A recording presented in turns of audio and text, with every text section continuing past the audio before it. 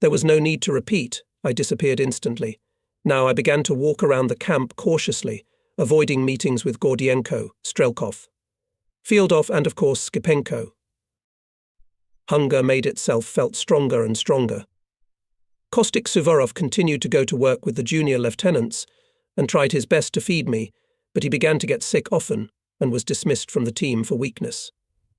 People became weaker, thinner, turned into walking skeletons, and some became edematous, swollen legs and arms. The death rate began to rise sharply. Every morning 10 to 15 people were taken to their graves. Suddenly Ovchinnikov died. Shigarian said that from cardiac thrombosis. Gusev, Strelkov, Polovoy and 30 other people left the camp.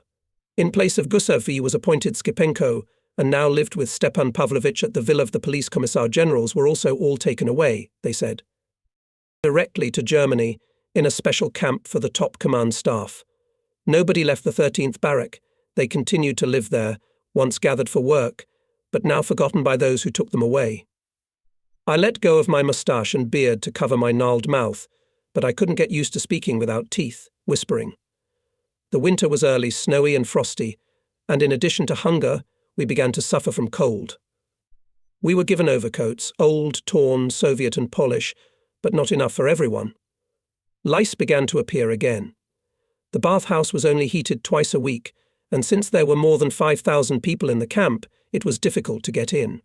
In the middle of the bathhouse we washed with hot water, and near the walls the water froze in buckets.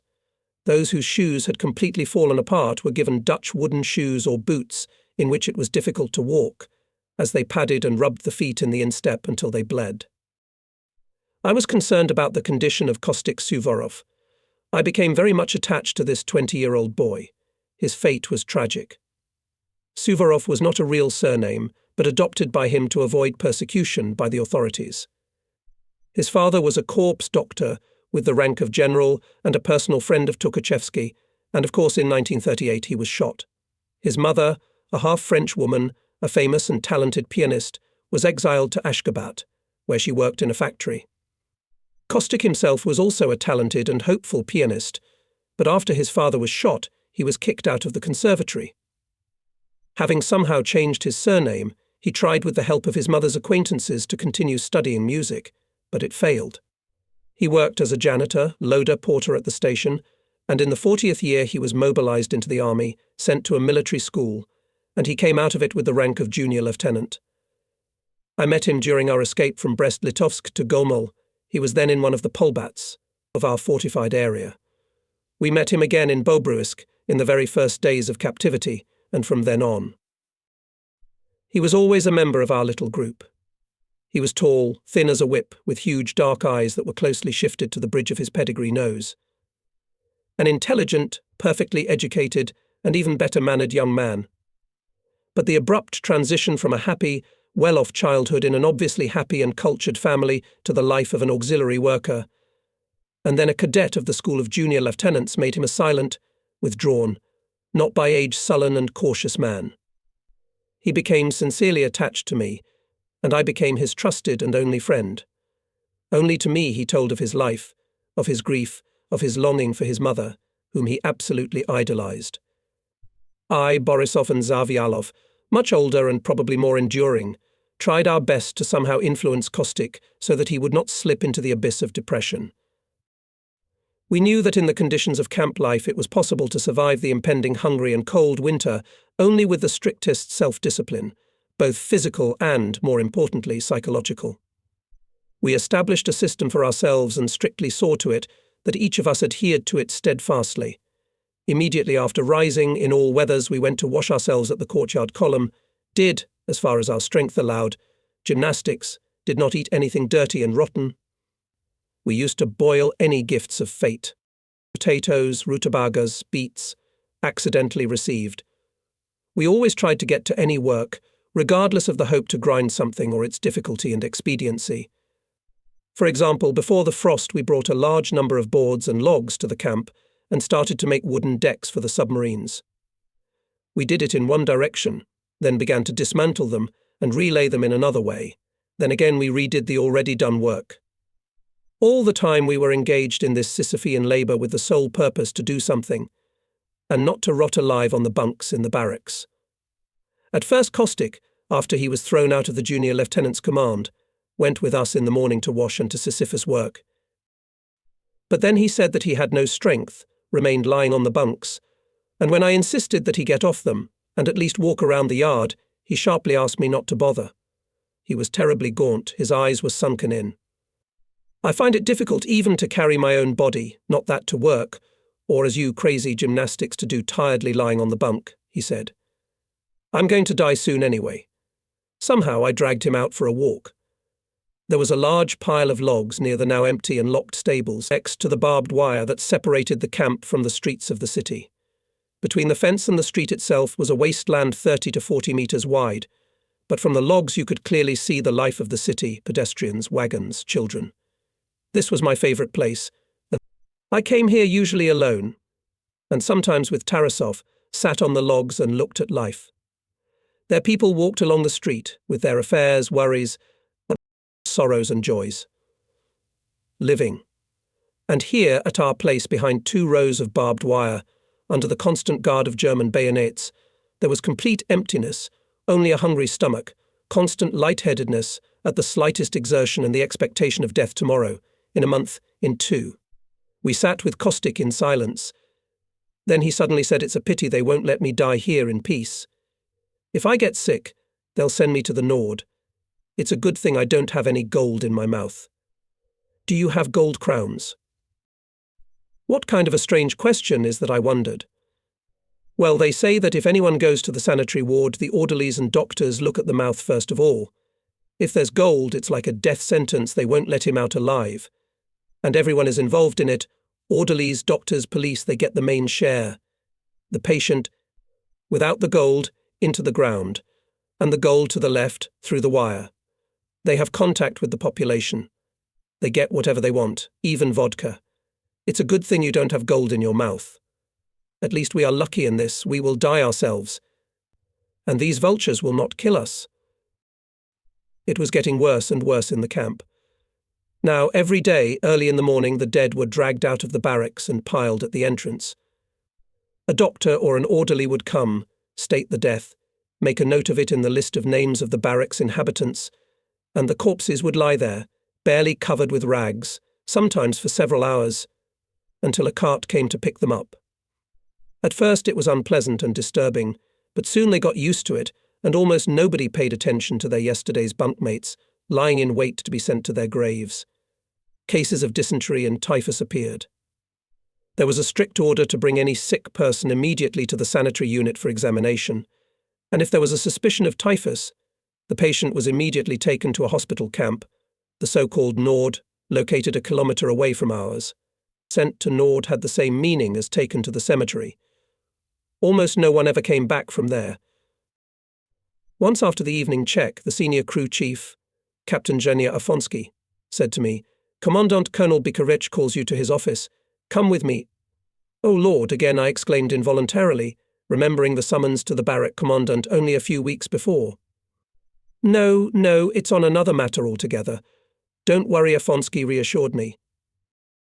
In the small room at the entrance to the barrack lived only 4 people: Colonel Bikarich, his assistant, the barrack's senior police officer, one of the rare decent policemen of the camp, and the interpreter, the chemical engineer Bocharov, with whom we used to live in the engineering team. Of barrack No. 3. The case turned out to be of a very different order indeed. Fate smiled on me again. Bikarich was ordered by the commandant's office to form a separate work team of 12 men to load potatoes stacked in cages in the field for the camp kitchen. The team consisted of 3 men from each of the 4 rooms of the barracks. Bocharov from our room recommended to appoint me, Borisov and Tarasov, his acquaintances from the 3rd barrack. When the formalities were over, Bikarich asked me, "Are you physically recovered, able to work?" "It's not an easy job, thank you, mister." "Colonel, I can certainly do it," I replied. Bikarich detained me and began to inquire where I was from. Based on my name, he assumed we were fellow countrymen. It turned out that this was not quite true, but close to the truth, he was a countryman of my father. Both were from the town of Pochep in Chernigov province. 2 days later, our whole team of 12 people went to work in the field for the first time, to rake the cages and load potatoes on the carts. The night before, all of us, potato workers, as our team was called, were getting ready for work. I quickly acquired a cotton coat, warm shirts, mittens, an ear hat, 2 gas mask bags, and an extra sack for potatoes. The creditors, who borrowed the things, checked the equipment and gave advice on how to work, saving strength, how to keep warm if you get cold, how to carry, where to hide a few potatoes on yourself, if legally you cannot carry, anticipating in advance that tomorrow, if all goes well, they will get a few potatoes for their equipment. At 7:30 in the morning, our whole team, with Petty Officer Bocharov, stood at the camp gate, waiting for the convoy. Another team, junior lieutenants, was also waiting for their escorts, and a little behind, as always, gathered a crowd of seekers of happiness of 200 people. First, sometimes it was possible to get into a permanent team for the day if one of the workers could not go to work. Secondly, sometimes a team was suddenly recruited on demand for random work. And finally, thirdly, sometimes it was possible to simply join a team that was leaving for work by deceiving a policeman. For this, the policeman would whip you with whips and bullocks. But still, the game was worth it. The morning was frosty, but quiet and windless. 3 escorts, in warm overcoats, leather-wrapped boots and warm hats, led us down the street, 1 in front and 2 behind. We went around Camp Nord and out into the field. But in about 15 minutes we came to the cowsheds. In the fall, potatoes were piled directly on the ground. Then they covered the piles with straw and covered them with a layer of earth 1/4 meter thick. In a day it was necessary to load up to 12 steamboats, and it was not easy. The thing is that when they laid the cages in the fall, the potatoes were wet, and in addition then obviously they did not count on a super dry early winter of 41. In many places potatoes, earth and straw froze into a solid mass of ice, and it was necessary to open the cages with heavy picks. For us, exhausted by 3 months of hunger, it was not easy. Our convoyers turned out to be very friendly and calm people. All 3 of them were not young, probably in their 50s, and they noticed our difficulties and told us not to hurry and to rest from time to time. Besides, one of them went to the nearest hut and arranged there to have a bucket of potatoes boiled for us.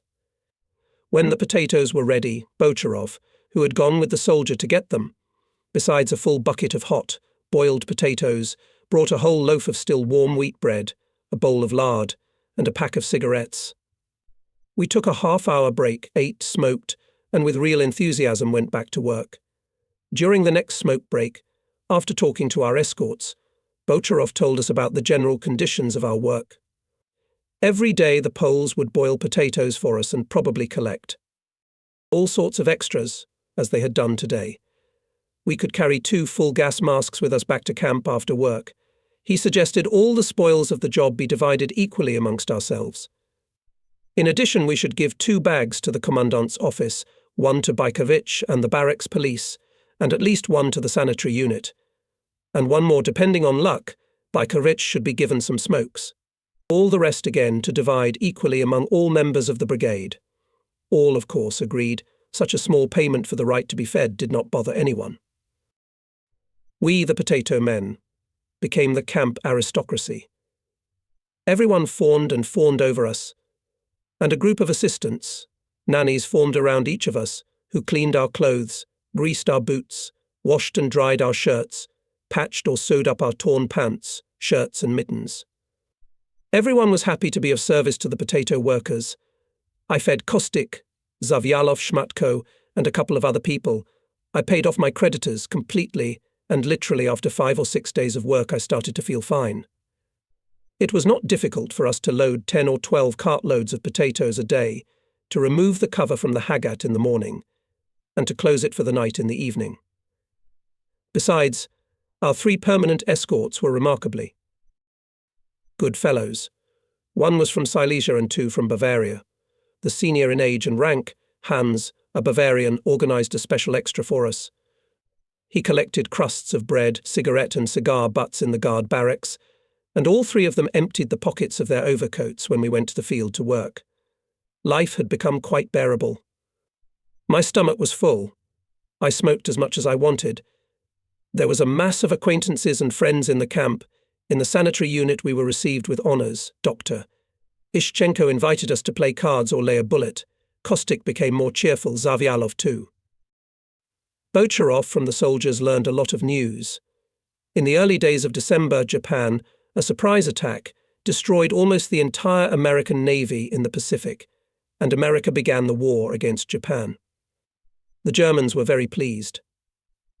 On the Eastern Front, the Germans said, Moscow and Leningrad were completely surrounded and would be taken no later than Christmas. Oral. Voronezh, Kharkov are already in German hands. Crimea is also taken. An unusually severe winter had delayed the general offensive, but in the spring it would all be over, and you will all return to peaceful life. And then US Hans said, smiling good-naturedly. Life was smiling. And then all at once everything fell apart. 2 weeks into our work, we were waiting for our escorts at the camp gate as usual. Suddenly someone took me by the shoulder. I turned around. Behind me stood my old buddy, a huge Gordienko. Go to your barracks, you can't go to work anymore. Vrozumiv. I wanted to object, but Gordienko pushed me hard, and I fell on the snow. Go to the barracks, cholera. Don't worry. Do you want to go to the sanitary unit again? I got up and immediately saw standing not far away Skipenko, who was looking at the whole scene with a grin. Our team stood with their heads down. All were silent. I wandered to the barracks. Passing through the crowd of happiness seekers, I met no sympathy. On the contrary, have you eaten potatoes? That's enough, switched to Baladu. Hey, Major, sell your ear flap. I'll give you half a rutabaga. Drop your bags. You don't need them, hey you, retired goat drummer. Give me your ration of bread. I'll give you 1 Grodno twist by acquaintance Tick while you're still alive, or Gordienko will knock out the rest of your teeth. And all these nice, full of comradely participation remarks were accompanied by 3-storied mate and laughter. Baikovevich appointed Shmatko in my place. For a few days Tarasov and Borisov continued to share the spoils with me, but then Borisov fell ill, and Tarasov got a huge abscess on his thigh. They were both replaced by others in the team. Borisov was getting worse and worse. For a few days we hid him on the bunks, but then we had to take him by hand to the sanitary unit. I went in to see Dr. Ishchenko and asked him to examine Borisov himself. All right, I'll have a look. And you get out of here, Major. The Germans don't allow outsiders to enter the reception room. I had no time to say a few words to Borisov, but the orderlies simply pushed me out of the sanitary unit. Toward evening I came again, but the orderly, not letting me in, said Borisov has a rash. They took him to the Nord and slammed the doors shut. After all, Borisov has several gold crowns. A man is dead. I remembered Kostik Suvorov's stories. Vasily Kuzmik Borisov had been my closest and most loyal friend since the early days of my military career. When I was appointed head of the repair shops of the fortification in Brest-Litovsky, Borisov, in the rank of senior lieutenant, commanded the security detachment of the entire territory of the workshops and material base. Since then we went through the retreat together and the defense of Zholbin, and almost together we were captured. His death was not easy for me to endure. The camp population was gradually melting away, no new prisoners were sent, and those who got here in the fall were gradually rolled into the ground. In the third barrack 1 room was vacated, straw was brought there, and a workshop was set up to make huge straw boots for German soldiers to wear over their shoes. Apparently their feet were freezing on the Eastern Front. First straw was used to weave bundles, and then, on special pads, these bundles were sewn into boots with thin and strong twine. I, true to my principle not to rot on the bunk, went to do this work. Able to do all kinds of manual work, I quickly mastered it, and the German non-commissioner who ran the workshop made me an instructor. It was a pleasant place to work in, warm, smelling of fresh straw, with lots of dried cornflowers in it. This smell, cornflowers, silk stalks of straw, reminded me of the happy time when I, with my wife, after my wedding, spent 3 weeks in one village on the bank of the Dnieper. After Borisov's death I was somehow left alone. Kostik again hid in his melancholy shell. He was exhausted to the extreme, and 2 weeks of good food, while I worked in the brigade of potato growers, was clearly not enough to restore his strength. Tarasov was overcome by boils, as I had been a month before. He was a very large man, tall, broad-boned and big-headed, with thick hair. He had become thin, his hair was falling out, his eyes were constantly watering, and he was angry and sullen. Zavialov was sick all the time, but went with me weave lapti almost regularly, but also somehow wilted. Probably it was loneliness that often brought me back mentally to my home, to my past, to my wife, to my son. Obeying some subconscious feeling, I selected soft straw of 3 different shades, wove a couple of small pawpaws with a weaving pattern, and decorated them with a few cornflowers that had preserved their colour well. I sat in a corner on a pile of straw and examined my work, imagining how pleased my wife would be to receive such a gift from me. I could see her laughing, joyful face so clearly. Unnoticeably, Unter Wunderlich, the head of the workshop, came up to me and, snatching the paws from me, shouted with delight in his broken Polish German Bardzo dobry, that I'll buy für mein pianka, bread prasinism. Bardzo dobry. The transition from thoughts of my wife to reality, Wunderlich's face, the fact that my reverie was valued at a loaf of bread, exploded me, and I fell into a literally hysterical state. I snatched my pawpaws from the hands of the non-commissioner and, cursing ungraciously, sprang to the machine on which we were cutting the woven harnesses and instantly mangled my work into small pieces. I won't give it to anyone. To hell with the bread, go to. I shouted, choking with laughter and tears. Wunderlich looked at me as if I were mad, and left the room, and those who worked in the workshop brought water and somehow calmed me down. When they had all gone, I lay on the straw for a long time and cried like a child, sobbing convulsively. Finally coming to my senses, I returned to the barracks, soon after our potato men came from work. Schmatko, who replaced me in the brigade, in the first days of his aristocratic position, gave us potatoes and smokes, but very soon stopped. His special position in the barracks had turned his head. He was surrounded by flattery, attention, subservience. They listened to his every word, laughed at every joke, tried to catch his every wish. And me. Tarasov, Kostik and Zavialov were not part of the group around him, every day more and more distant, clearly expressing their disapproval. And now Schmatko was sitting on the bunk.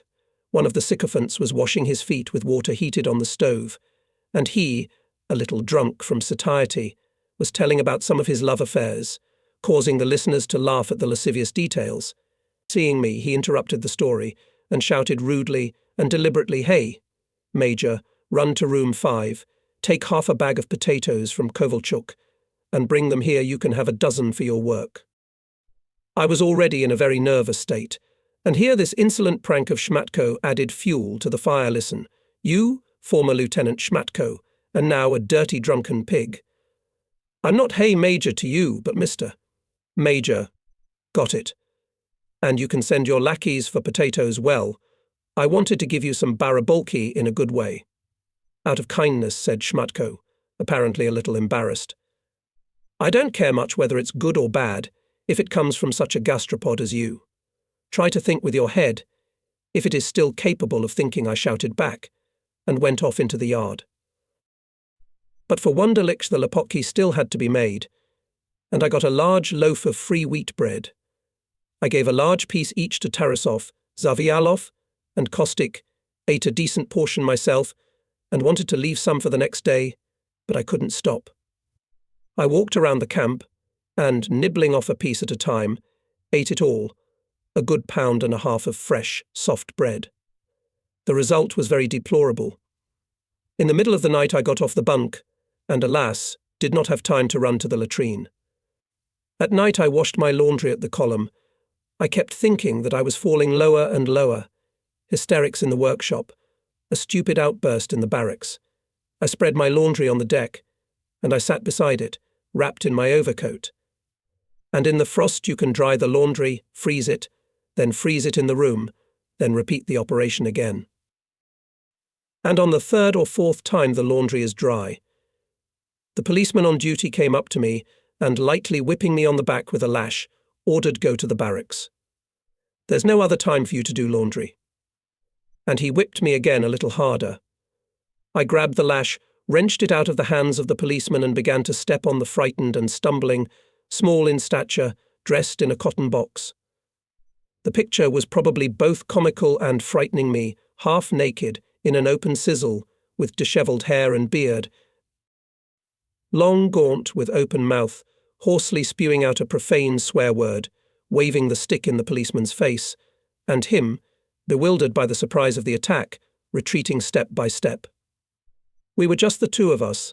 The policeman had his back against the wall of the restroom, and putting his hands forward, began to persuade me, "Okay, you, friend, don't freak out, it's just for order. Go, my friend, to the barracks, calm down." I came to my senses, threw aside the sword, picked up my frozen underwear and left. Near the barracks I sat down in a snowdrift, and again I had a fit of hysterics.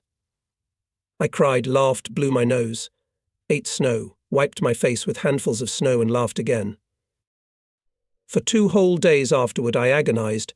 Everything was terribly unpleasant and ashamed of myself.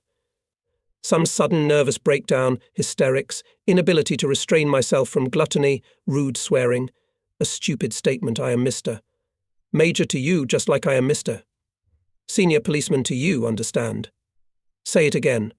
I snapped, completely lost control of myself. I firmly decided in the future not to get loose and keep myself within some human boundaries. But these human boundaries in the conditions of camp life were losing their usual shape. Being determines consciousness, this postulate of Marxist sociology manifested itself more and more vividly every day. Genesis was bestial, and consciousness followed. Hungry, angry, exhausted physically and morally, thousands of former Red Army commanders, locked in stinking, dirty, ragged barracks, terrorized by the police, were losing the remnants of humanity. Genia Afonsky, the oldest man in our room, died, and Tarasov was appointed in his place. On the evening of December 31st, Bykovich invited Tarasov and me to celebrate the new year. There were 6 other guests of Bykovich's choice. Colonel Gorchakov, who now lived in the former general's barrack, also came.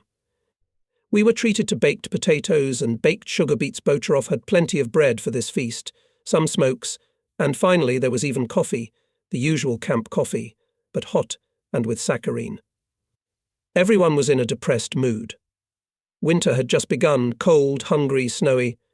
Bykovich was sure that soon there would be a real epidemic of hungry typhus, and that then the Germans would declare a quarantine, which meant complete isolation from the outside world. Gorchakov brought sensational news. America has declared war on Germany and Italy, and is now fighting on 2 fronts. The Germans are not particularly worried about America's entry into the European war. They are sure that for America is much more important its conflict with Japan, and as long as it can somehow show itself here on the mainland, with England, France and Russia will be finished. However, the fact that the history of 1914-18 was repeating itself, i.e., the coalition of these countries against Germany, then the Kaisers and now Hitler's, did not, by historical analogy, bode well for Germany. The Germans had given a 12:30 p.m. cut-off, so at exactly 12 we lifted our coffee mugs and wished each other to live to see the next New Year. On the evening of January 2nd, Bochagov told me that I was assigned to a team of coffin diggers. This work was assigned in the German commandant's office. There were records kept, and there was some kind of order. It was very unpleasant. Behind the Nord camp in the field they were digging a common grave, 30 meters long and 5 meters wide. The hole was gradually being dug and gradually filled in. This was the 4th in a row. In a day, 10 to 15 people were taken to the graves. Usually 30 people were assigned to work, as the ground was frozen. The hole was deep, 3.5 meters, and the workers were very weak. The work was managed by 2 policemen, and for some reason the escort was increased 10 soldiers. Passing by 3 long mounds, some people crossed themselves. I, too, crossed myself. Here are Borisov and Ovchinnikov and Zhenya Afonsky, among many, I thought, taking a shovel in my hands and going down. The German soldiers stood at a distance, not interfering in the work. One of the most disgusting policemen in the whole camp police, Biryugin, was in charge. A young fellow with a pox-ravaged face, with evil, narrow Mongolian eyes, he belonged to those people who are born evil and live in a frenzy of some pathological hatred for everyone and everything. He was armed with a bullwhip, and he didn't spare a blow if he could only get close to him. For some reason, the main target of his abuse was a small, puny Karaites named Shapely. The Germans did not consider Karaites Jews and did not persecute them, but Biryugin did not care. I don't understand why the Germans are babysitting you. You are a circumcised Jew, even though you call yourself a Karim. And I won't let you, you lousy Jew, out of that pit today. You'll die here. And every time when the group working at the bottom of the pit received a shift, Biryugin whipped the unfortunate Shapely down again. Anyone who raised his voice in defense of the utterly exhausted Shapely received a hail of blows. And suddenly, at the moment when Biryugin drove Shapely down again, one of the guards came up behind him and with a strong blow in the back threw Biryugin into the pit. Biryugin rolled down, jumped to his feet, and furious climbed up, while the soldier took the shovel from Shapely's hands and threw it to Biryugin and briefly ordered, "Work." "Fürstein?" "Work." The soldier smiled, and his co-companions laughed loudly. Biryugin began to shout something in German, then the soldier himself jumped into the pit and quietly poked Biryugin's chest with his bayonet. "Work, Polizei, work." He stopped smiling. Biryugin began to shout again, promising to complain in the German commandant's office, but the German hit him with his rifle butt and already very menacingly ordered, "Work. Verfluchtet Schwein. Work." And until the end of the day this soldier did not let Biryugin out of the bottom of the pit, carefully watching that Polizei work, and every time, when already really tired Biryugin weakened the pace of work, the soldier gave him a slap with a buttstock and again said, "Work, work." The performance gave everyone great pleasure, though no one dared to show it, for fear of Biryugin's revenge in the camp after his return from work. Only when we passed the gate, and the convoy remained on the street, Biryugin came at us like a beast with his whip, beating us all in a row. We scattered, and he, with rage foaming at his lips, swore, threatening to send us all to our graves. He had his revenge not on us but on others. A couple of days later, 2 barrels were brought in to cesspool the latrine. One of the horses stumbled and fell into the pit, plunging into the stinking sludge up to the neck. Biryugin organized the rescue of the horse. He drove 12 prisoners into the pit and forced them to pull the horse out with the help of ropes, and then washed them, knocking them off their feet with a strong jet of ice water from a fire hose. The German from the commandant's office ordered all the participants in the rescue to be given clean underwear and clothes and allowed them to enter the bathhouse out of turn. He took pity. On January 7th, for some reason the German commandant's office decided to celebrate Orthodox Christmas. The whole day was full of pleasant surprises. The rise was an hour later. For breakfast they gave hot, not frozen potatoes and double portion of bread. The whole day nobody was touched. There were no inspections, no formation, no work. Even the police was not rampant as usual, and it was almost not seen in the yard on this day. Lunch exceeded all expectations. Real thick pea soup, even with quite edible meat, and again good boiled potatoes. Everyone walked around the camp, some confused, softened, likeable. And in the evening there was a surprise again. In addition to the normal meagre rations, they gave out 3 dry army galettes, an extra portion of borax jelly, and a large apple. And finally, which was quite incredible, 2 buckets of briquettes, over and above the norm, were allotted to each room. It got dark. The stove was lit in the room. All the inhabitants of our 11th sat on the bunks, with their legs overhanging, others on benches or just on the floor, in front of the hot burning stove. It was warm. Everyone was a little intoxicated with the forgotten feeling of satiety. Everyone was happy and complacent, talking, reminiscing about home, about Christmas days in childhood in the family. I was sitting next to Tarasov on the top, and he was telling me about his childhood in Voronezh, about his wife, his 2 children, a boy and a girl, telling me, and he had tears running down his cheeks. Someone half-voiced began to sing. A few more voices joined in, at first at random, unsteadily, but then Anatoly Diov took over the leadership of the choir. He was a soloist in the famous song and dance ensemble of the Red Army, and had not only a beautiful sonorous tenor, but also knowledge of choral singing and the ability to conduct. He seated all those who could sing in the right order and suggested that those who could not sing should not interfere with the choir. But listen. Glorious sea, sacred Baikal, began Anatoly. And the choir picked up. They opened the door to the corridor. The prisoners from other rooms crowded there. It became hot, so they opened the window. The barrack was the last one in the camp, and only 2 rows of wire and a 5-meter strip of ground separated it from the street. Song after song, they barely finished one and started another. Tolia was on an artistic kick. His voice sounded exceptionally good. A watchman stopped in front of the window. Another came to him. Passers-by began to stop on the opposite side of the street. They stood and listened. They opened the second window. The yard was not cold.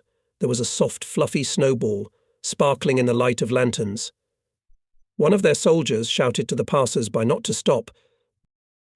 But there, on the other side of the street, people realized that it was just for looks, and continued to stand. No one knew any Christmas songs. They sang a few carols, and then they went back to the folk songs that were well known to everyone. After each song there was friendly applause from the street and from the corridor. The soloists and all the members of the choir had probably never sung so well, so harmoniously, and with such feeling. Suddenly, during one of the pauses, someone sang Thy Christmas, O Christ our God, not quite confidently. Tolia picked it up, and the whole choir followed him. Those who didn't know the words sang without words. The light of reason has risen in the world, and the last words of the Troparian Lord, Glory to you, sounded powerful and full-sounding. I saw that some people in the street took off their hats and crossed themselves. After the Troparian, we did not want to sing the usual songs. Everyone sat in silence, thoughtful. The stove burned out, the windows smelled cold, the crowd on the street and the soldiers at the fence began to disperse. Close the windows, said Tarasov. Here we have Christmas. I congratulate you, gentlemen comrades. The lights blinked twice. Stand down. Go to bed, friends. Maybe we'll live to see the next one. That Christmas evening, somehow everyone suddenly became human again, calm, friendly. No one swore, no one said evil words. There were smiles on their faces. Christmas mood or full stomachs. Anyway, it was the last somehow bright day in our camp life. On January 11th, a quarantine was declared. Typhus, the classic hunger rash, and dysentery took epidemic proportions. The Germans did not enter the camp, and if they appeared in the yard, in cases of extreme necessity, they wore rubberized overalls, masks, rubber gloves, and were covered with some light yellow powder from head to toe. Death did not spare anyone. They died on the bunks in the rooms, died in the yard, in the restroom, in the sanitary unit. Prisoners died, policemen, clerks, interpreters died. Every day the corpses were dragged out of the barracks, stacked at the entrance, covered with rags, burlap or pieces of tarpaulin, and they lay there sometimes for half a day, until they were loaded onto a cart and taken to their graves. There were only 35 places in the sanitary unit, when the population of the camp was more than 5,000 people. Therefore, only those who were not sick with typhus were kept there, and those who were sick with typhus were sent to the Nord. Often these unfortunates were put on wagons on top of the dead, covered with tarpaulins, and on the way to the graves they were taken off at the Nord camp. The chief interpreter Stepan Pavlovich died, Dr. Shatarian died, and my friend Nikolai Grigorievich Zavialov died. He was a talented optical engineer, an enthusiast and a fanatic of his profession. Before the Finnish campaign he had worked in Kazan. On a classified project he was a scientific supervisor who was exempted from military service, but he had an argument with some party grandee, said many careless things to him in the excitement of the dispute, and as a result he ended up on the Finnish front, and then, already enrolled in the Red Army, on the front line against the Germans. He told me that he had only one love in his life: optics. Everything else was secondary and unimportant. Like many scientists deepened in their work, he paid little attention to the life around him. When I was torn away from my work, I suddenly looked around, began to look closely, think, and came to be horrified by who and how we are ruled, and by the fact that we accept this rule and the rulers he told me in the first days of our acquaintance in WWII. For a few days he tried to overcome himself, but soon he died. He was lying on the bunks next to me, woke me up in the night, and asked me to drink only cold water, please. I'm burning up. I got off the bunk and went to the yard to get cold water, but when I returned, Zavialov was already dead. Thanks to the fact that none of the Germans entered the barracks now, often the head of the room deliberately delayed for a day, and sometimes for 2 days, the death reports, and the room continued to receive rations for the number of people on the list, so that everyone still living received a little more at the expense of the deceased. No one objected to this death. The corpses of yesterday's comrades were treated calmly and judiciously. Tomorrow's corpses willingly used the portions of yesterday's living. In the sanitary unit, using the same method, the entire staff, orderlies and doctors usually received at least double portions. When we carried Zavialov out of the barracks in the morning, I sat by the body until the cart arrived and myself laid my friend next to the bodies of the others, and then covered him with a tarpaulin and escorted him to the gate.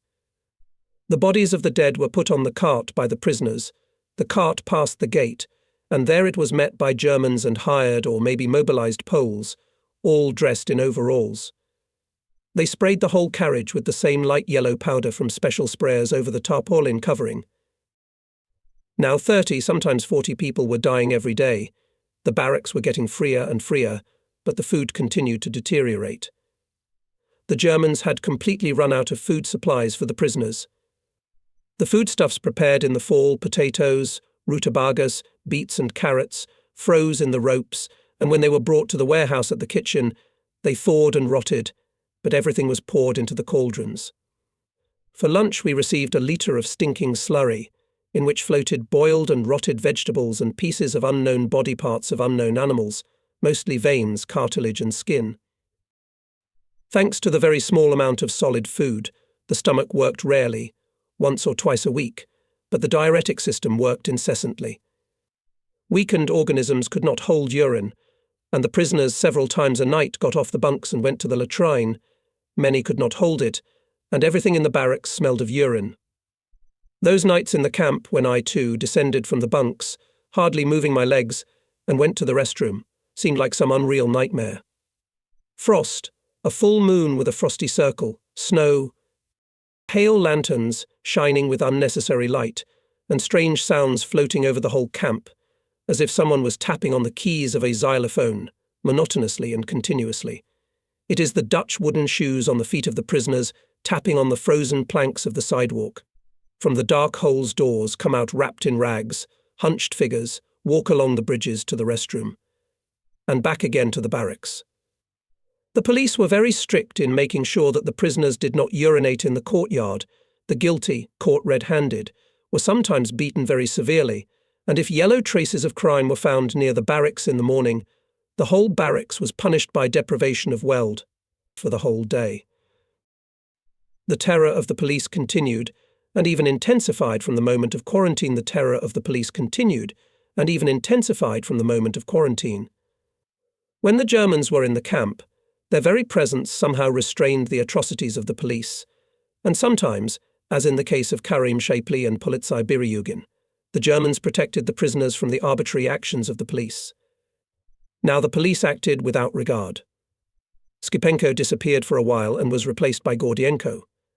It was said that Skipenko had fallen ill with typhus and was lying in his villa.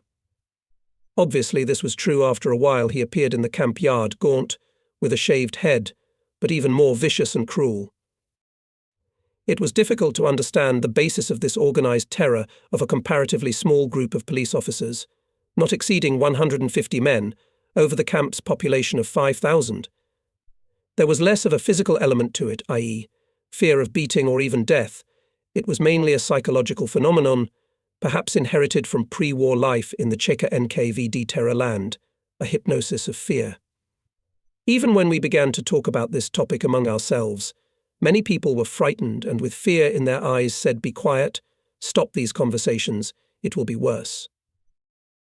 It did get worse, but not because of the police. The amount of food brought to the camp, even frozen food, was decreasing every day, and the Germans solved the problem. They began to bring cake to the kitchen. The cake is the waste products of sugar production, beet chips, from which all nutritious juices, pure fibre, and wood have been removed. The cake is usually added to silage feed for cattle. For the human stomach, it is only an undigestible bulk filler. Reaper, with its special sourish prickly odour, was brought by wagons every morning and immediately loaded into boilers. They boiled it for a long time, 3 to 4 hours, in order to soften the wood somehow, and then they threw half-rotten vegetables and what was called meat into it. The balanda was now thick, but with a new, sour and rotten, absolutely disgusting odour. The prisoners filled their stomachs with this concoction and then suffered in pain all day. At least a quarter of the camp population suffered from dysentery and bloody diarrhea. It was frightening to go to the restroom, although at least twice a day they did a complete cleaning there, washing everything with fire hoses. Many people could not eat cake at all. They vomited at the mere smell of it. The death rate in the camp increased even more.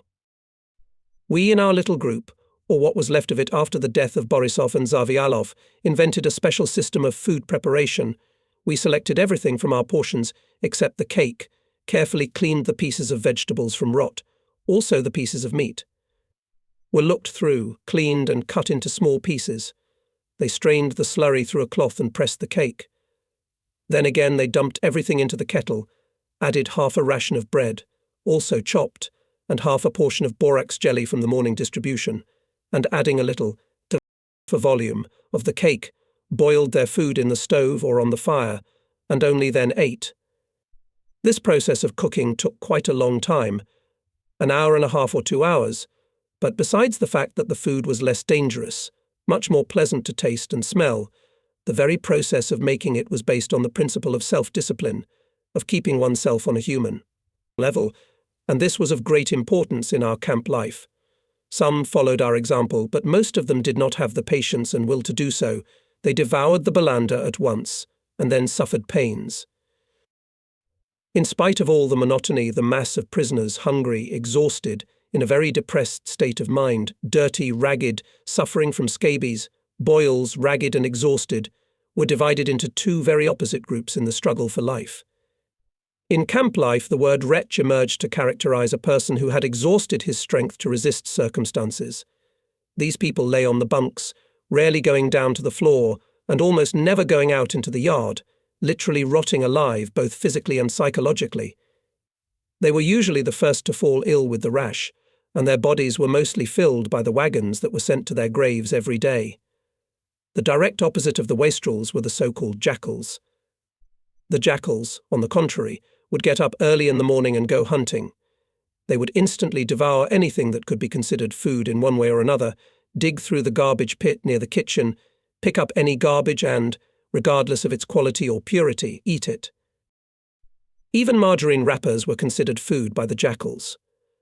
They did not shy away from stealing from their own comrades, which was considered the most serious crime in the camp, and of course the main victims of such jackal robbery were apathetic, dying wretches. Even when caught in the act, the jackal, taking blows from outraged victims or witnesses to the crime, tried to swallow its prey as soon as possible before it was taken away. Of course, this category of captives more often than others fell ill with dysentery and diarrhea and died of these diseases. Between these extremes were all shades of fighters for existence. My friends and I counted ourselves among the healthy centre, those who, thanks apparently to a natural immunity against the rash hyphae, remained alive without dying of other diseases.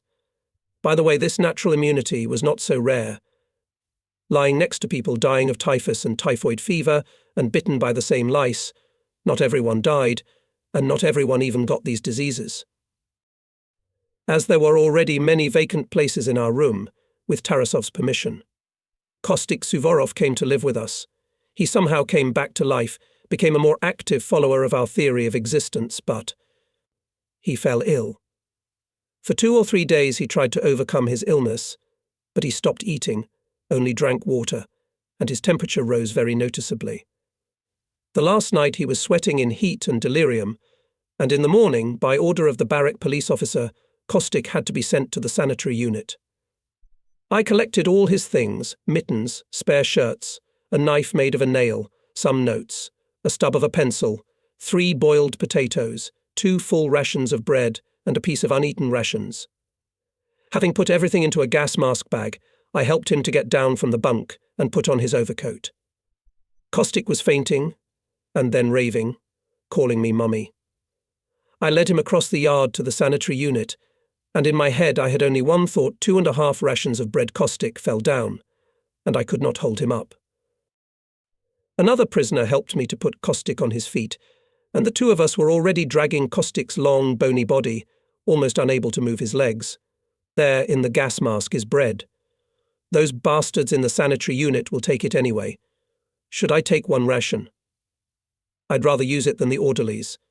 I just felt the touch of bread pulp to my hands when I put it in the gas mask.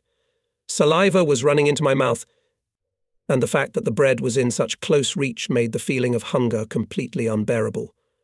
I'll take it. There's no use asking Caustic's permission, he's not conscious of anything. Better me than the orderlies. With my free hand I reached into Caustic's bag and transferred first one and then another ration into the pocket of my overcoat. I became hot, and I no longer thought about the unfortunate boy, but only about these 2 pieces of bread in my pocket. At the door of the sanitary unit, 2 orderlies picked up Caustic and dragged him inside. I managed to slip into the waiting room and, seeing Dr. Ishchenko, addressed him. "Doctor, we have brought Suvorov. The boy is still quite. He has had a crisis. Keep him here until he recovers." Ishchenko looked at me and shouted, "You are here again. I told you that it is forbidden for outsiders to enter here. Go away." And when I tried to ask him again for Caustic, he called out to the orderlies, "What are you looking at? Don't you know your duties? Throw this wretch out, chase him away, listen. Ishchenko, be a human being. Because he can recover," I shouted as I was pushed through the door. And already at the door, clutching at the jamb, I began to swear son of a bitch, Skinner. Bastard, invited me to play a game of cards.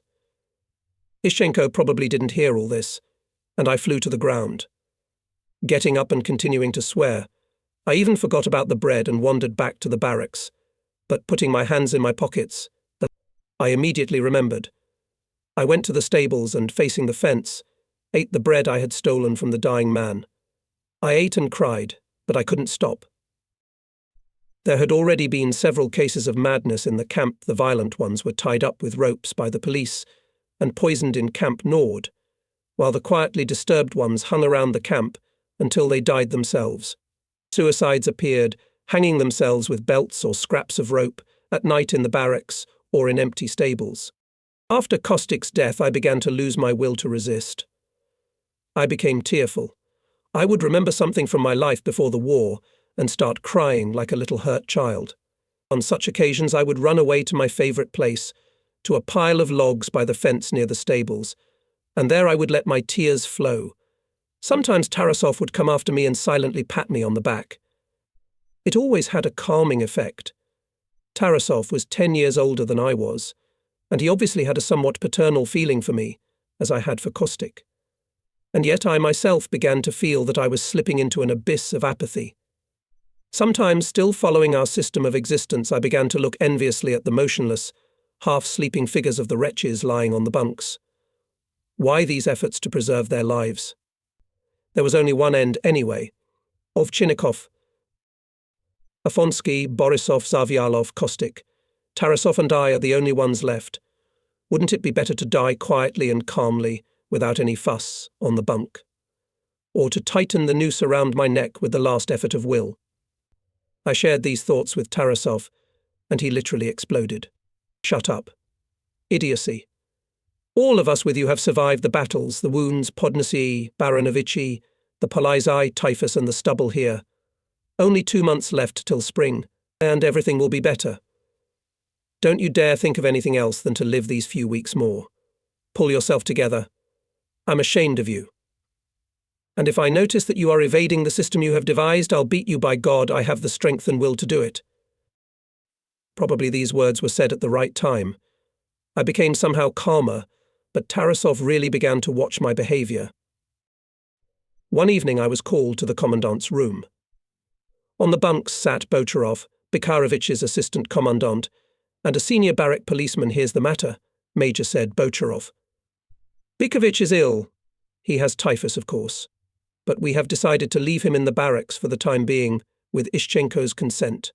We put Bikarovich in an empty corner room. Doctors from the sanitary unit will come to see him. Maybe he'll survive." But someone has to be near the patient at all times. Bekarovich wants it to be you, he said. Ask for a major, my fellow countryman from the 11th. Agreed? There's a stove, a supply of wood, will supply you with food and smokes, but of course absolutely no talking. Agreed. And I became a nurse. Bekarovich was very bad. High fever, difficulty in breathing, sticky sweat on his body. When I came into the room, he looked at me and didn't recognize me. Who are you? Why are you staring at me? Then he lay with his eyes closed, and without opening them, suddenly continued, Major, fellow countryman. I'm glad you're here, he would forget, and start raving. Then he would come to himself and tell me about himself, his family, his life, his work. Bekarovich was a colonel, but not in the army intendant service. He worked in the food supply department of the Red Army, but held a fairly high position and, of course, was a member of the party, lived and worked in Moscow, and was captured while on a business trip on the western border.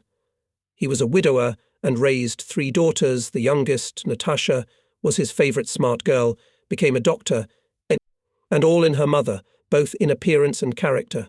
He talked, forgot himself, everything in his head began to get confused. It went on like that for hours. An orderly came twice during the day, took his temperature, gave him some drink, and in the evening. Dr. Ishchenko himself came. He came accompanied by Botarov, saw me, and was a little embarrassed. Oh, you're here, and held out his hand to me. Keeping my hands in my pockets, I answered him with a sneer. Yes, it's me. After examining the patient's stay, we'll have tea and play cards. Ishchenko, of course, did not answer. After the examination, he said, The colonel's heart is bad. We must try to keep the temperature down all the time. He took out a box of pills and ordered to give them to the sick man every 2 hours and to give him cold water more often. I had a strong desire to strike this man with the iron poker. Lying by the stove. I hated it keenly. On leaving the room, he looked in my direction. I intercepted his glance and said loudly, How about some kartishki, dear Mr. Doctor? He paused, and I added, Kartishki is nonsense, of course, but remember this, you son of a bitch. I won't forgive you either Borisov or Suvorov. I'll remind you of Koshagin too. And you bastard, better not get in my way. If I survive, don't get caught, you bastard, you coward. For 3 days Bekarovich died. I regularly fed him with water and snow, gave him pills according to the hours left to me by Botarov. The orderlies and the young doctor came, took his temperature, gave him injections. Bekarovich fell more and more often into oblivion, and in his delirium spoke completely incoherently and incomprehensibly. At dawn of the 4th day I awoke. The medicine had to be given again. Bekarovich was lying down and looking at me intently. Do you, Colonel, want to eat? I asked. No, I am dying, the end has come, he spoke softly but audibly. I went up to him and put my hand on his forehead. He was perfectly cold. Well, what are you? There's no temperature, obviously the crisis has passed. No, I'm dying. Cross me. Say a prayer. I was confused. What prayer to say? I had long forgotten how to pray. I hadn't been to church since childhood. I crossed him and began to remember aloud, Our Father, hallowed be thy name. Thy name. Thine will be done. In heaven and on earth. And ask us to forgive our debts. Amen, amen, Bekarovich repeated. I opened the door to the corridor ajar and said to a prisoner passing by, Get Botarov here, hurry up and get him. When Botarov and the assistant commandant of the barracks arrived a few minutes later, Bekarovich was already dead. My mission was over. Before leaving the room, I stood for a moment over Bekarovich's body, crossed it once more, and whispered from memory, and forgive him his sins, willing and unwilling. Amen. In the middle of March, the quarantine was lifted. All those who were to die had died. The process of natural selection was over. Of course, the prisoners continued to die, but in much smaller numbers, and not from typhus. The quarantine was over, and the Germans appeared in the camp again, and in unexpectedly large numbers, as if they missed direct contact with the Red Army officers who had survived the hunger, ruminations, and typhus. Simultaneously, with the cessation of the typhoid epidemic, the jaune disappeared as well. Pearl Grote's so-called shrapnel Sometimes peas, though with worms, appeared in the soup again. Good, not frozen potatoes were brought from somewhere, and the daily portion of bread was increased by 1/4 pound. Life became better. Life became merrier. The worms in the Belanda were treated calmly. After all, it was meat and very squeamish mister. Officers always had the opportunity to catch boiled worms. They usually floated on the surface. The Germans literally rolled up their sleeves and got to work. All the barracks underwent a fundamental cleaning. Room after room was cleaned, washed, disinfected. Everyone was put through the sanitization and bath again. Everyone was cut and shaved again. Even my beard died, only my moustache was allowed to remain, and that was severely trimmed. At the same time, the clerks' offices started working with new intensity. A whole staff of clerks and officials registered and re-registered all those who had survived the winter. Every day someone was transferred to another barracks, either by profession or by military rank, or on the basis of nationality. I was called twice for the next registration, and suddenly I was transferred to Barrack No. 4, Ukrainian, or as they called it, Ukrainian Village. I went to the commandant of this barrack, and he said that he was appointing me the second assistant commandant, and that I would live in the second room. In the first room lived the commandant himself, an interpreter with a very Jewish surname Vorobechik, a senior policeman and the commandant's first aide, and in the second room, where I was assigned, on 3 two-story iron bunks, there were the second aide, i.e. me, an elderly lieutenant colonel without a position, 3 barrack policemen and a spare interpreter. Everything in the barracks smelled of disinfection, especially the hay-filled pillows and thin baize blankets with which the bunks in the rooms of the superiors were provided. According to the registration cards, there were 670 Ukrainian prisoners in the barracks. The commandant of the barracks entrusted me with the supervision of cleanliness and food issues, i.e. receiving the entire ration for the barracks and distributing it to the rooms. On the morning of the first day of my work as second assistant to the commandant, I woke up with a severe headache, as did everyone in the rooms of the superiors. We were all just poisoned by the smell of disinfection. Receiving in the kitchen, delivery to the barracks and distribution to the rooms of the morning ration went smoothly, but at lunchtime there was an incident. When the men on duty brought 13.5 tubs of Belanda from the kitchen, the senior policeman closed the door to the barrack corridor and began to select portions for the headquarters, i.e., for 10 residents of the first and second rooms. He did it with great knowledge and understanding of the essence of the matter first. With a careful movement he collected from the surface of all the cisterns all the spots of grease and poured it all into a separate empty cistern. Then from the bottom of all the kitchen cisterns he took out the settled gruel and also poured it into the cistern, and finally he added some grease on top. There were at least 25 normal servings in this staff cistern. Vichy near the doors he commanded, finishing his work. I watched this whole procedure of shameless stealing from the common cauldron in silence, at first hesitating to object, but gathered courage. No, this will not do. Pour back what you've stolen. And I stood at the closed doors. What? Asked the policeman, looking at me bewildered. Pour it all back out, equally into all the cisterns. Got it, says who? Vichy out the doors. Vin his tail. The policeman was indignant. I said, pour it all back out. I shouted, and for more weight I gave the bewildered policeman a bad mate. Who are you stealing from? From your own boys, pour it all back equally, or I'll teach you, son of a bitch, how to steal with this ladle. And I snatched the heavy long-handled ladle out of his hands. Well, what are you waiting for? At the noise the commandant, Lieutenant Colonel Demianenko, came out of his room. What is the noise? What's the matter? He asked. And when the indignant policeman explained that he was taking away the staff portion, as usual, and Cisse Major ordered everything back to the Cooper.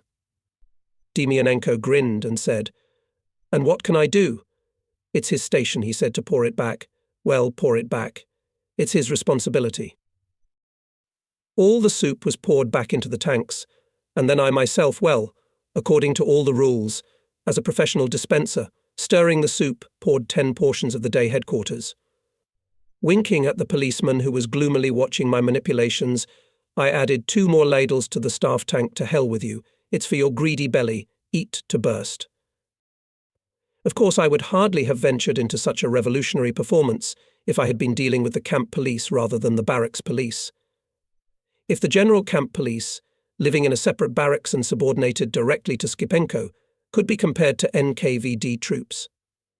The barrack police, subordinated to the barrack commandant, were the local militia. These policemen lived in common barracks, and if the barrack commandant was a more or less decent man, and such was the majority, then the barrack policemen behaved with the prisoners but many times more humanely, and were engaged only in maintaining order and discipline within the limits established by the barrack commandant. My debut as second assistant commandant was widely publicized in the barracks and created authority and general approval. My own boy, they said of me, even the senior policeman, the captain, as everyone called him, Kondrat, and he, after grumbling for 2 days, came to terms with it. A few days later, the Ukrainian village received an unexpected gift from the outside. Some local Ukrainian organization sent a whole wagon-load of food to their brothers.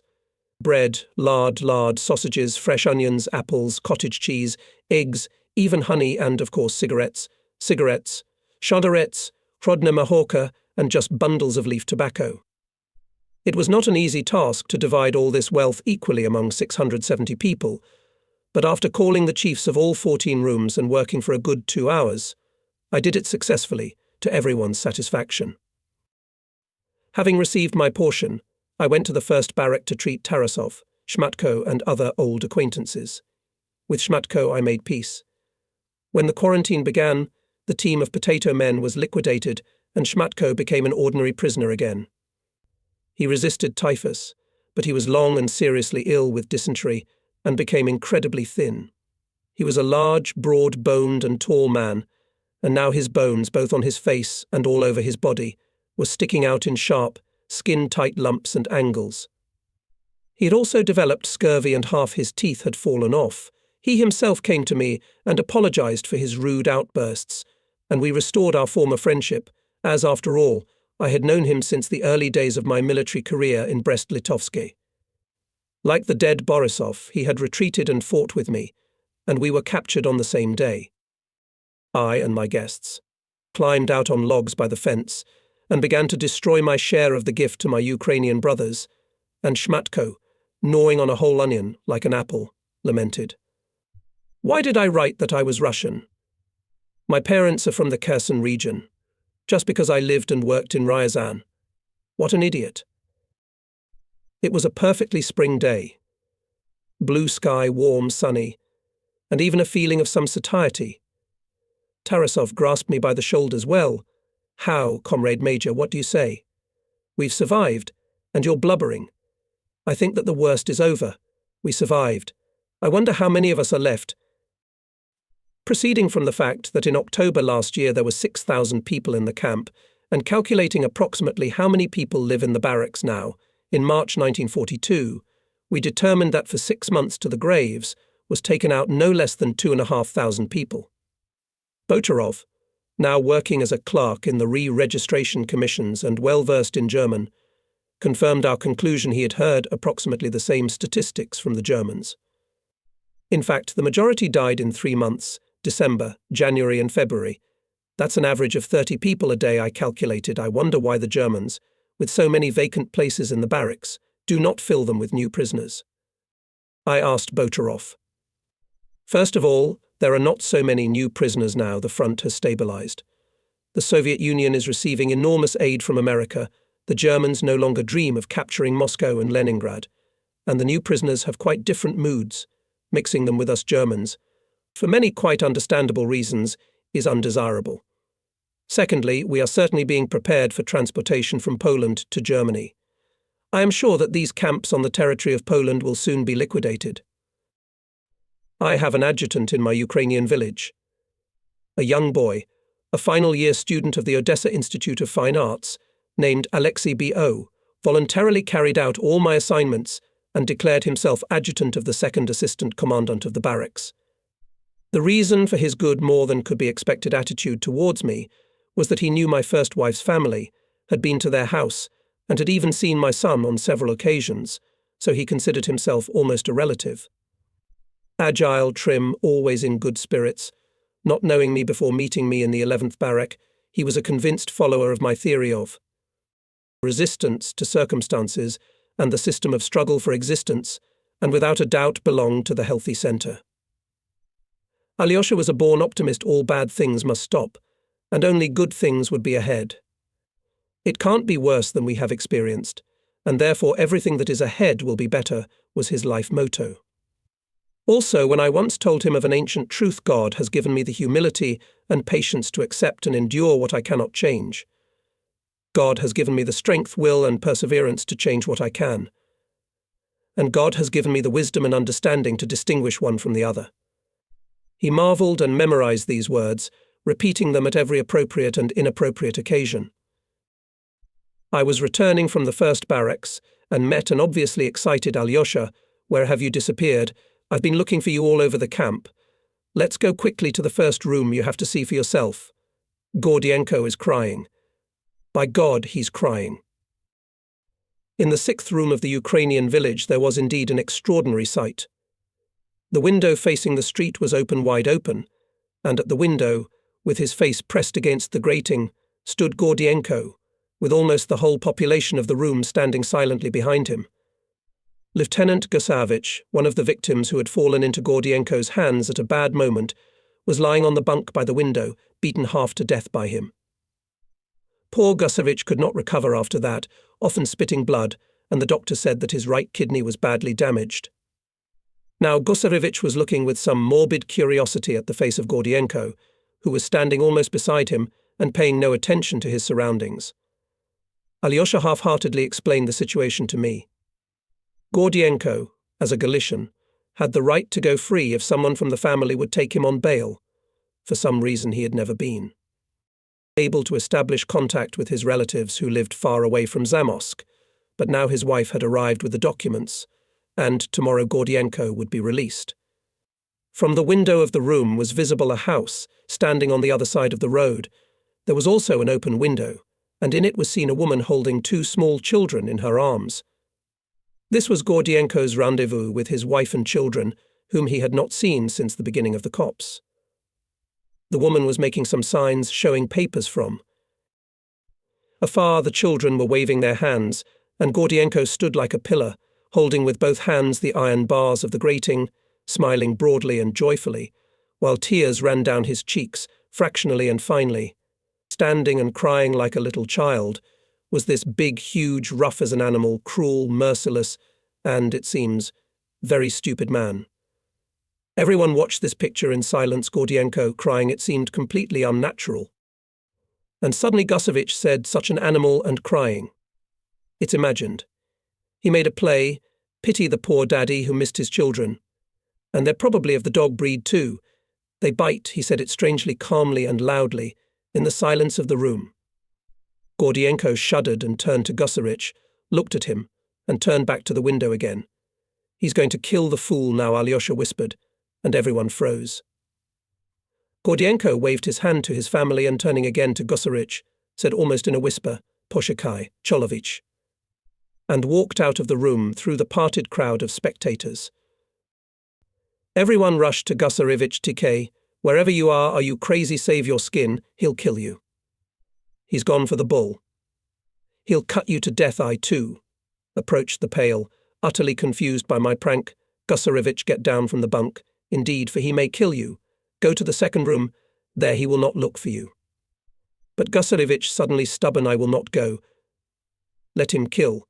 Go all of you too. He began to swear.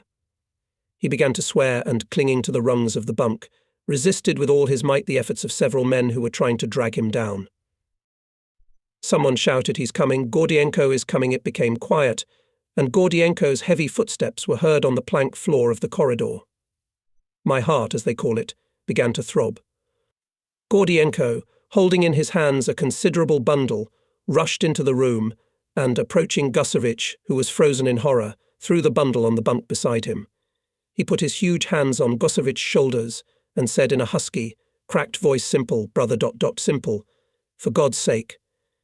And after a moment's silence, he added again, for God's sake, and somehow sideways, without looking at anyone, he quickly left the room and the barrack. What a thing! What a thing! What a miracle, said someone, expressing a common thought. Gosevich seemed to freeze to the vapours, grasping the crossbar, and when at last he came to himself, and at the insistence of those around him, look what he has brought you, and began to lay out the contents, it was at once evident that Gordienko, on some impulse, had thrown into the bag the first thing that came to hand, a large white wheaten bread, a piece of pork lard, for some reason 5 huge woolen socks, a jar of cherry jam, a white linen shirt, a paper bag of dried apricots, a bunch of home-grown tobacco leaves, a flowery woolen scarf round his neck, 2 boxes of matches. Yes, there is still God in this world, I said, and left the room. Then Gosevich brought me a piece of bread and some leaves of tobacco. Here, try a piece of the miracle. Everyone, and in every possible way, tried to get into our Ukrainian barracks. First, everyone who had surnames that were clearly Ukrainian, ending in Enko or Sky, claimed that they had an error in the nationality column in their registration card. Others tried to prove that the ending OV was not necessarily a sign of Russian origin, referring to the names of famous Ukrainians Kostomarov, Dragomanov, Zirov, etc., and the majority of those who wanted to be on the list of residents of the Ukrainian village before the next cart with gifts for Ukrainian brothers arrived tried to use the surest way blat. Shmatko did get through and became a Ukrainian, but it all turned out to be in vain. As suddenly as the Ukrainian village was organized, it was liquidated. Bocharov said that it was due to the defeat of some 2 active Ukrainian center by the Germans, as if it had begun to make 2 great demands and claims, up to the demand to hand over all Ukrainians from the camp to form their national military units. And Barak, no. 11 became multinational again. But the activity of the Germans continued unabated. Barak, no. 8 was declared an engineering barrack and I was transferred there. My old acquaintance Colonel Gorchakov was appointed commandant of this barrack, and when I came to him, he immediately appointed me his assistant. How could I miss such a happy occasion? You, dear Major, are now a celebrity in the camp, a symbol of virtue and justice, he said, shaking my hand. All those who had completed technical education were gathered in this barracks. For what and why even the German commandant's office did not know, but an order is an order. And in the barracks were Bocharov, Tarasov, and a number of other old acquaintances from the 1st and 3rd barracks, who, like me, had survived a nightmarish winter. Spring brought with it many changes in our lives: the lifting of quarantine, the disappearance of cake from our diet, a sharp decrease in mortality, some increase in rations, and certainly a noticeable improvement in their quality. But the most important thing was that the Central Camp Police suddenly began to lose its power and authority. Several reasons probably contributed to this. WWII, Strelkov, Polovoy, and several other NKVDists, as they were called, had left the camp even before the quarantine. Skipenko was obviously seriously ill. He rarely came out of his villa, and if he did crawl out into the camp yard, he walked slowly, with difficulty, leaning on a stick. Gordienko was released soon after the sensational incident in the Ukrainian barracks, with the loss of the central leadership. The barrack police was under the full control of the commandants, and the general camp police had to act more cautiously, because in the yard there was always a noticeable presence of German personnel from the camp administration, and many of them had a very negative attitude to the traditional methods of the police with the use of sticks, whips and bulls. But the mass of prisoners after the winter natural selection was already in a completely different mood. Somehow the pathological fear of the polizei disappeared, the hypnosis of their totalitarian power dissipated. Obviously this natural selection was not only physical, but also spiritual. The prisoners began to consider themselves again, to feel not dying wretches, but recovering people. It began with a very revealing incident that took place in Barrack 8, just when the Ukrainian village was being formed in Barrack 11. Camp policeman Stasiuk in the barracks corridor picked on some prisoner and hit him on the face. And the unbelievable happened, Mr. Prisoner answered, Mr. Policeman with a slap. Enraged Stasiuk rushed to beat the prisoner, but ran into the fists of a whole group of his comrades in arms. Moreover, the exit from the barracks was blocked by a crowd of prisoners and demanded that the policeman apologize. If you don't apologize, we won't let you out alive. Stasiuk had no choice.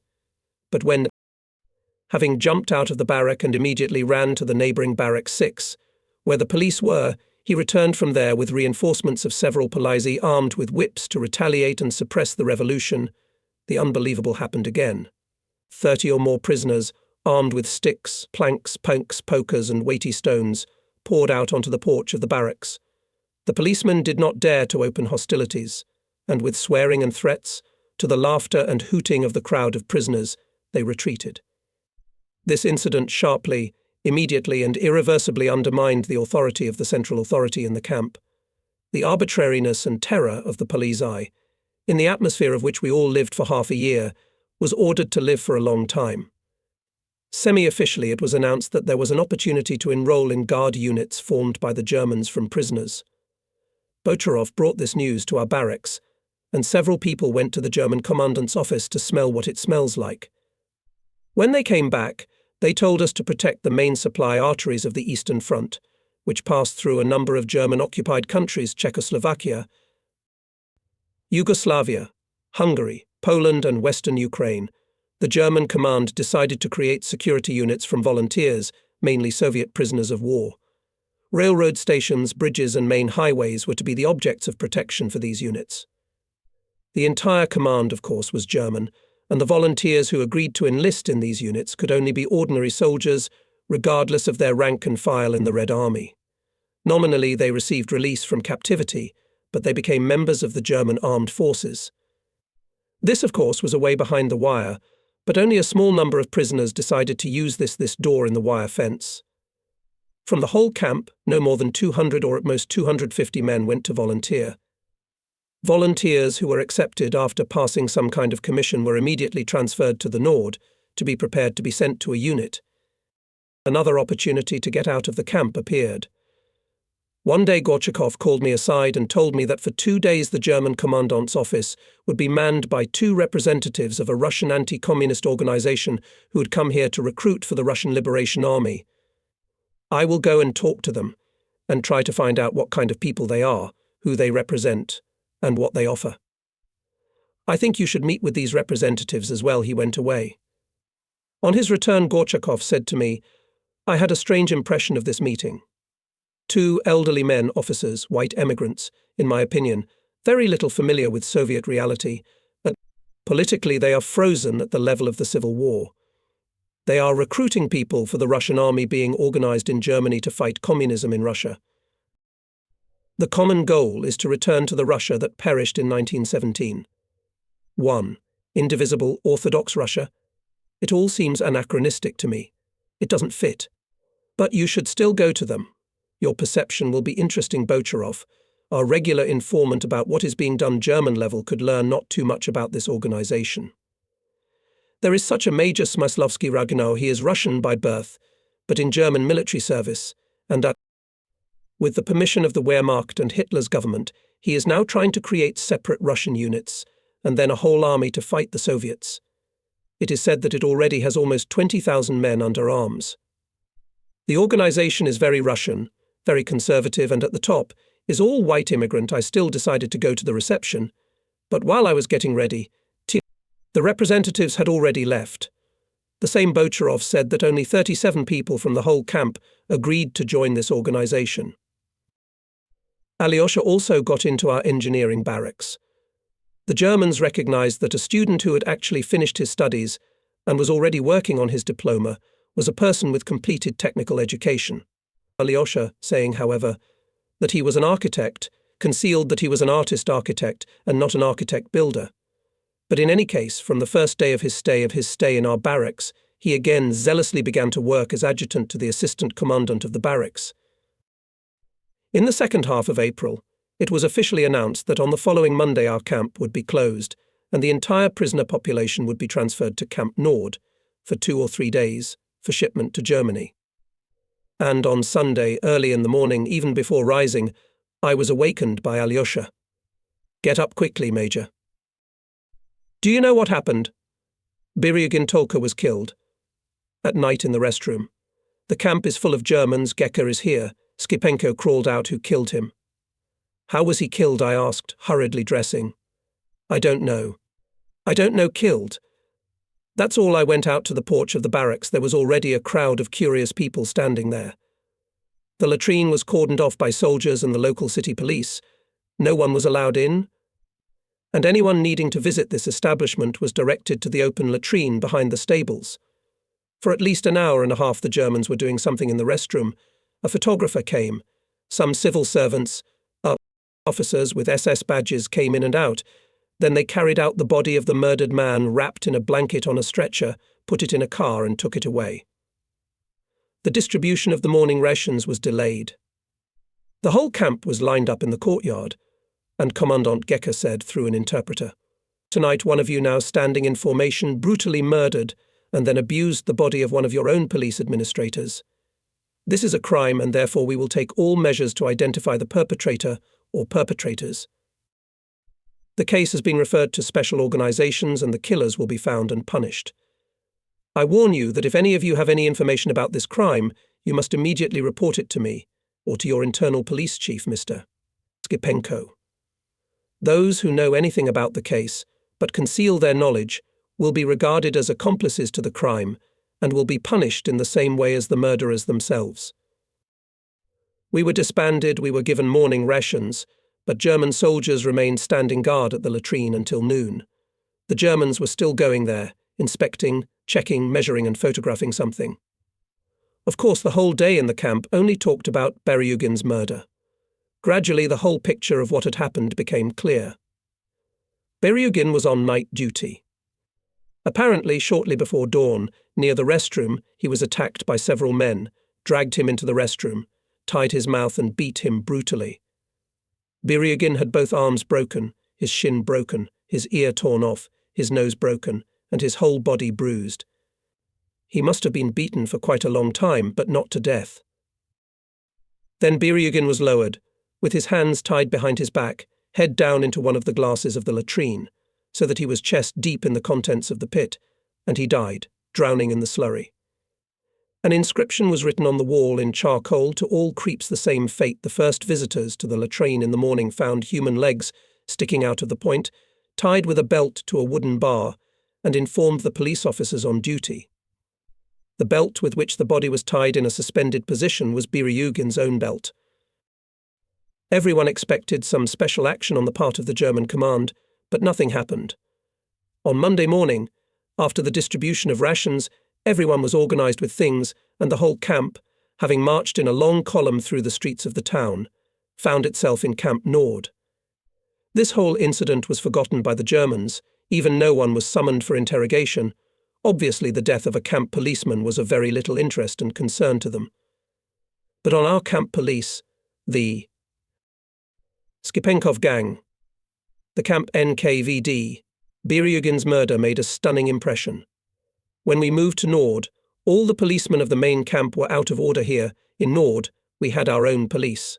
Skipenko and his companions locked themselves in their assigned room, and if they went to the restroom or to the kitchen for rations, they always went out in groups of 4 or 5 people, accompanied by whistling and shouts of "all foul beasts have the same fate." Who were the murderous avengers remained unknown. They, the participants in this act, knew how to keep a secret. Now all the prisoners, those who had come from the main camp, and those who were residents of the Nord, were divided into 3 main groups. The first, the smallest, 300 or a little more people, were called volunteers. These were prisoners who had agreed to go to auxiliary units of the German army for guard duty. They lived in 2 separate barracks, were fed much better, and dressed in Polish military uniforms. After a few days, the volunteers were to be taken to a special camp for recuperation, training and preparation for service. The second group was called specialists, and all prisoners with any civilian specialty were enrolled here. In the group, where of course I and all my acquaintances and friends were included, there were a little less than 1,000 people. And finally, in the third, the largest group, there were professional military personnel, totaling 1,500 or more, and this group was dubbed soldiers. At Nord, we went through a series of procedures: baths, sanitization and haircuts. Then everyone was exchanged for underwear and uniforms. The underwear was old, often holey, but cleanly washed. The uniforms were varied, but mostly Polish army, also not new, but also clean, washed and disinfected. We did not get overcoats. It was beginning to lay. Shoes were issued as well, soldiers' boots in relatively decent condition. Finally, everyone's personal belongings were checked, taking away anything that could be used as a tool or weapon, and new Polish army woks and spoons were issued to everyone. Canned cans, homemade woks and bowls, homemade spoons and all other homemade utensils were requisitioned and thrown away. All this preparation for shipment to Germany took 3 days.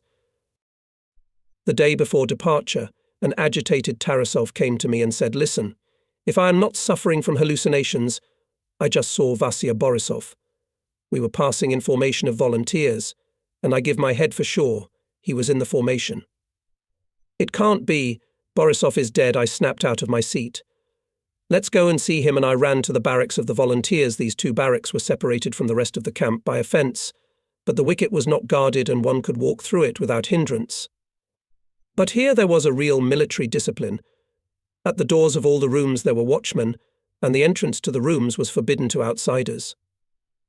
When I asked if there was a prisoner named Borisov here, I was offered to go to the company clerk. I found him. Borisov.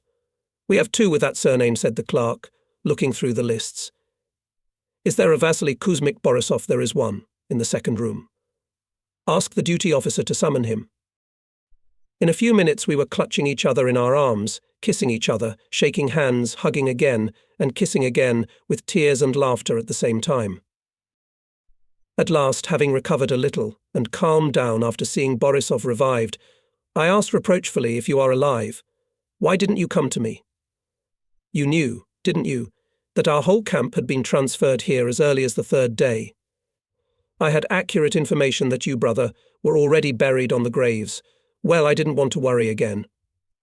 It turned out that one of the residents of the 1st barracks, Captain Jurenko, when he got to the Nord, told Borisov that he and Zavialov themselves had put my body on the cart with the corpses when I died of typhus. It was this Jurenko who helped me carry and put the dead Zavialov on the cart with the corpses to be poisoned for graves.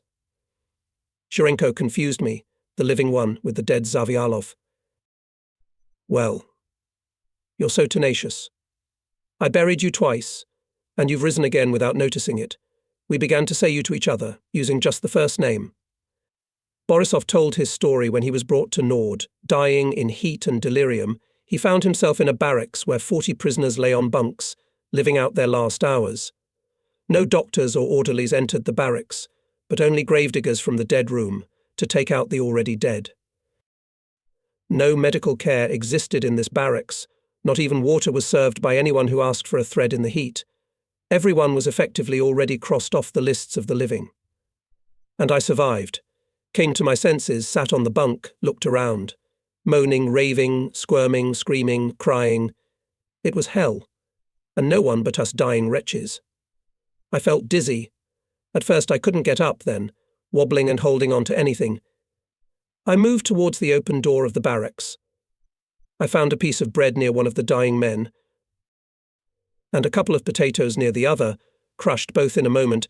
I was as hungry as a wolf, drank water from the cistern by the door, and crawled out onto the porch. An orderly passing by found me. He was very surprised, kind of disappointed that I had survived.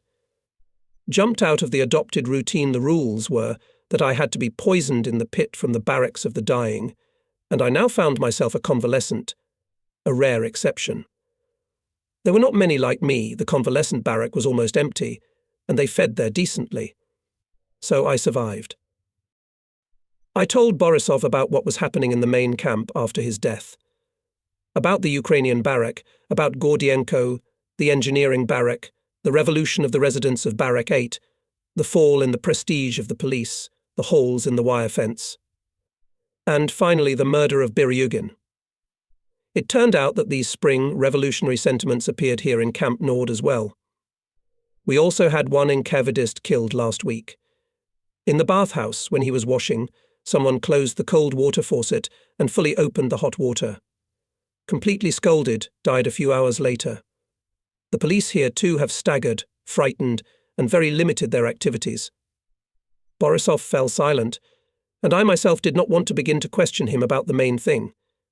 He was well, cleanly and even dapperly dressed, looked well, was certainly well fed, and the kit set from which he treated me to a smoke was full of tobacco.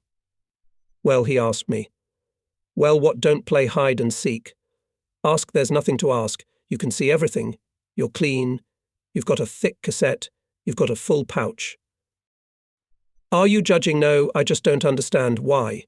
Weren't you in a hurry? I was disgusted at this sudden transformation of Borisov, whom I had known for nearly a year and had always been accustomed to respect as a very principled man, into Borisov, whose actions I could not justify. All right, I'll explain why. Listen. He, somewhat worried and sometimes repeating himself, said to me it happened like this. When I was lying in the convalescent barracks, I was determined that I would take the first opportunity I could get off the wire. I could no longer even think about life in the camp in the cold, hunger, among the dying, downcast, demoralized, intimidated, will-less wretches or jackals under the whip or the bull. A gang of scoundrels, sadists or incavadists.